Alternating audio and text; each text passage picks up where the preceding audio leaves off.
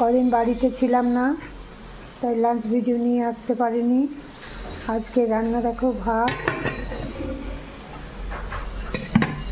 এটা হচ্ছে মাছের তেল ভাজা, পেঁয়াজ আলু পোস্ত,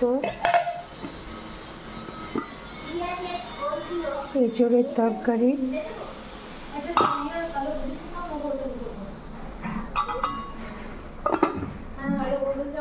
মাছের ঝাল। আজ আমাদের লাঞ্চে আছে মাছের ঝাল, মাছের তেল ভাজা, ভাত,